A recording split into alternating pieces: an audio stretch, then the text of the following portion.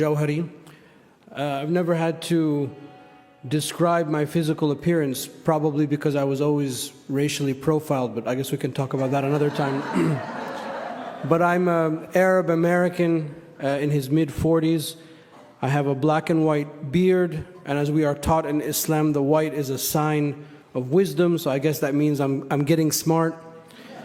I'm also wearing the traditional al-Azhar regalia, which constitutes of a red fez with a black tassel wrapped in a white shawl, and I'm wearing a jurist's cloak. And incidentally, this is the regalia that influenced university regalias, European universities and American universities.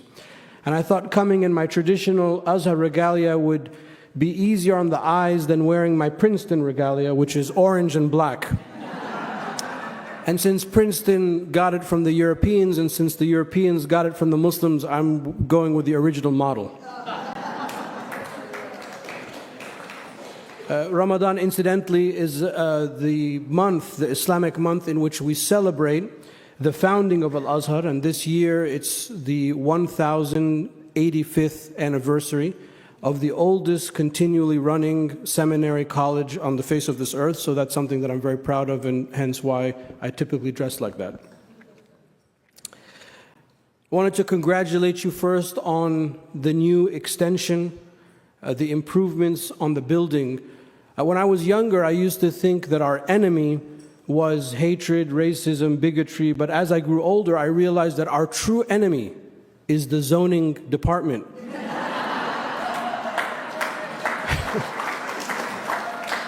The zoning department where happiness goes to die. So as we, at the same time as you had to go through the same thing, I congratulate you on this new space. I pray that it be a space of peace and happiness, of reconciliation, and ultimately may it be a space where we can speak truth to power.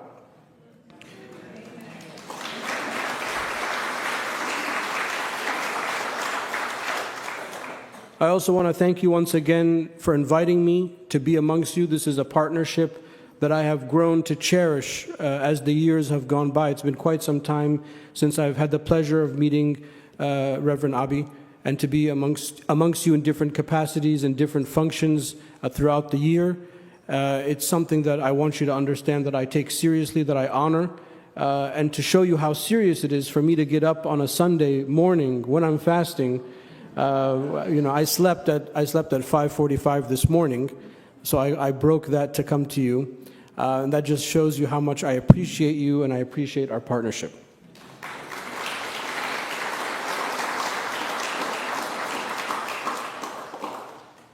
One of our central beliefs in Islam is that we are constantly, as humans, we are constantly surrounded by angelic agents and satanic agents.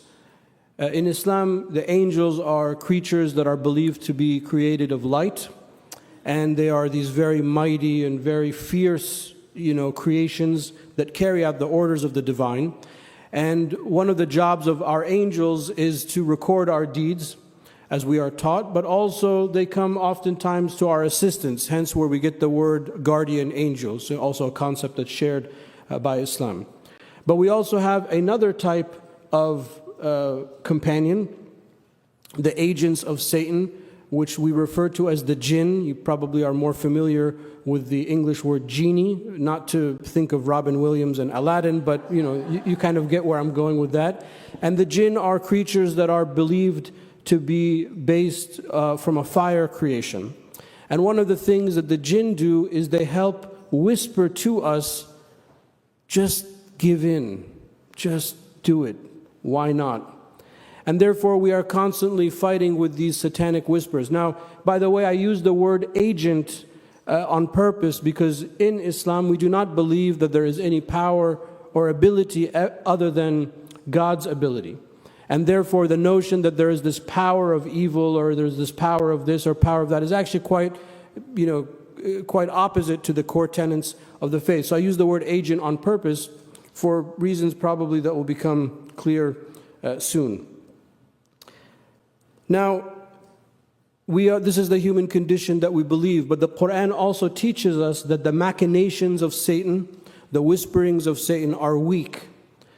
And therefore, God is in a way reminding us, there might be more to your problems than simply blaming the devil, or blaming an institution, or blaming a person, etc. So the question is, are we always just encouraged to give in?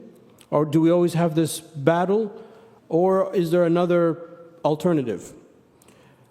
Another teaching that we have is that in the month of Ramadan, the month that we are in now, these satanic agents are shackled and locked away. That this is a month in which you are, as a human being, relieved from that burden.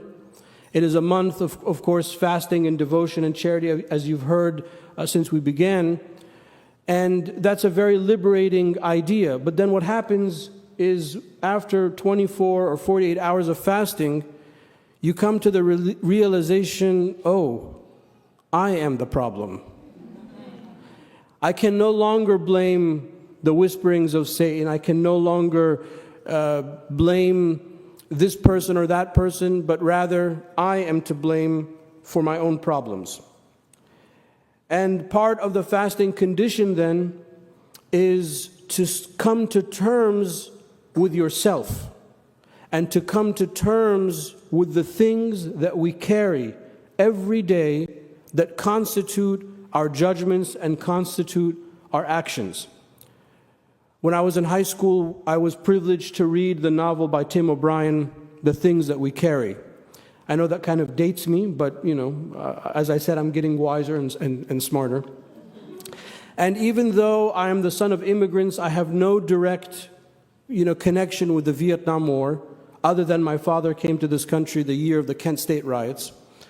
But that book and that experience was so moving for me. Since high school, I've oftentimes thought about what are the things that we carry day to day. What are the burdens that we carry? What are the prejudices that we carry? What is the bias that we carry? What are the notions, the concepts, the conditions, the inherited wisdom that we carry with us day to day that constitute how we think and ultimately what we do? So in the month of Ramadan, we have the external fast, which I don't want to make it seem like it's trivial. That is an essential part, that from the beginning of the day, from dawn to sunset, we fast. Nothing enters the body cavity, no water, no food, no intimacy. And it is a time that we experience, okay, I'm getting hungry now, I'm getting thirsty now, I'm feeling dry, I'm feeling empty.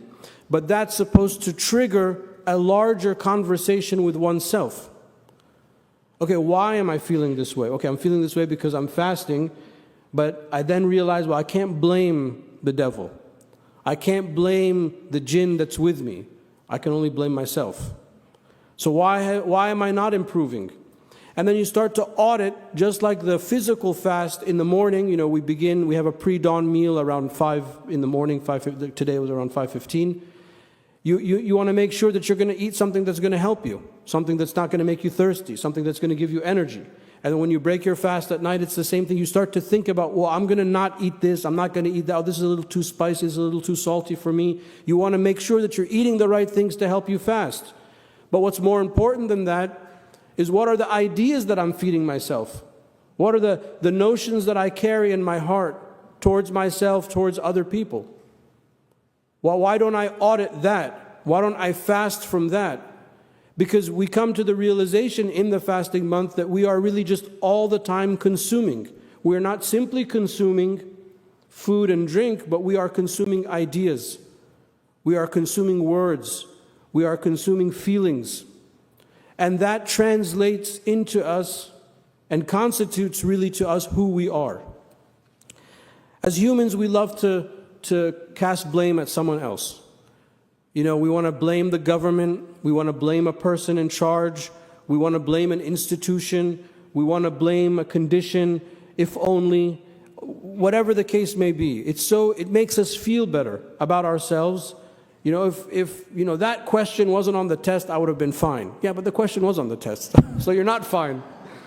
If this government was different, then, things would be better. Yeah, but this government is not different. It is what it is. But rarely do we blame ourselves.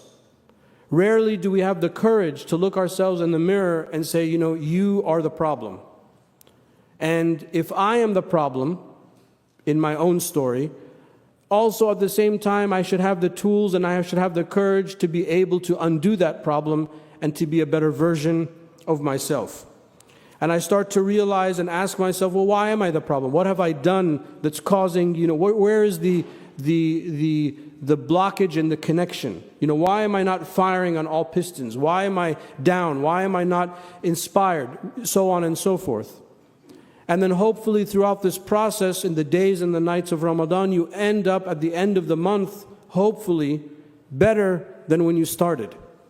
You start to realize, okay, just like I was able to give up food and drink, quite easily. Maybe the first day is kind of difficult because you're rusty, you haven't been fasting. But by now, the middle of the month, today is the 7th, what is today? The 16th. Today is the 16th of the month. So we're past the midpoint. So now your body is used to it. Your metabolism is used to it. Your sleep cycle is used to it. It's okay. I'm not feeling the drain of the fast.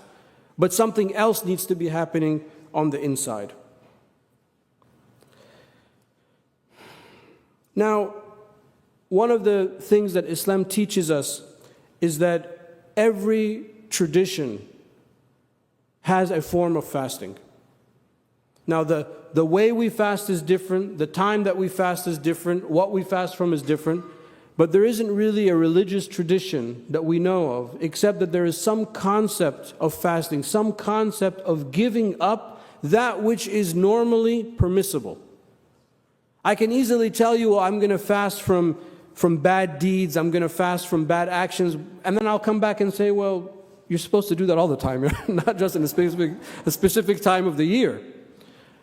But I'm giving up that which I need, food and water and coffee.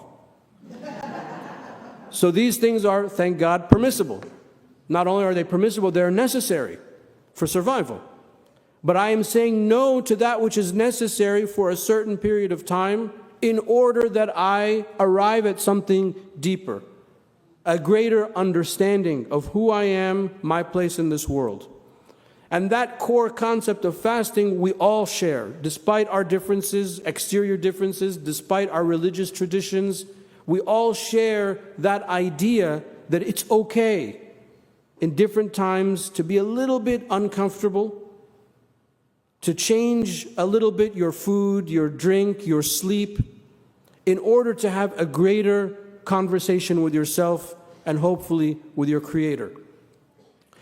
Now that is the part of Ramadan that I think, as Muslims at least, oftentimes it's easy for us to forget. Because if you come, we had, Abi mentioned we had a lot of guests the other night, and we overdo it when we break our fast. I got to be honest with you. We eat more than we probably should.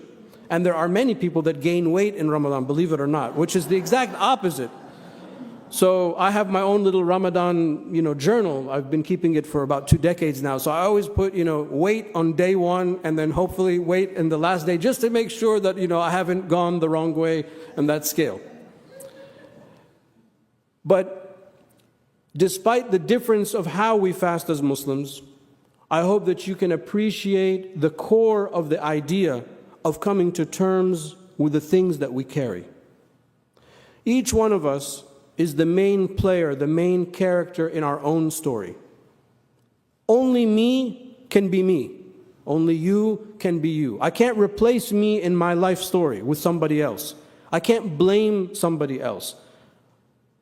I am the main character in my story. And therefore, if in this month, if once a year I am called to this action, to come to terms with who I am, what I believe, the things that I carry, that I don't need to carry, the things that I need to discard, the things that I need to leave behind. Just like when we travel, we have to pack a certain way, a certain weight. You can't take everything with you. And when you travel and you're transiting, you don't want to live in the airport where you want to get out of there as soon as possible and get to your destination. Well, life is really the same way. And in this month, if I can do that, and if you can do that as well, imagine how better we will be at the end of that process. And this is the same message I have for my own community. You know, any community, whether it's religious or non-religious, we have issues, we have problems, funding problems, zoning problems, you know, this, that. We all have the same issue. But imagine if we all, at least once a year or periodically, came to terms with the things that we carry and are determined to be better after we go through that process. Now, imagine if my community does that in consolidation with your community. Now imagine what the county would look like, what our homes would look like, what our institutions would look like, and ultimately, a couple of generations from now, what the country would look like. If we simply asked ourselves, what are the things that we carry, day to day, month to month, year to year? Hopefully, when we come to terms to that and we deal with it, we emerge just a little bit better than when we started. Thank you very much.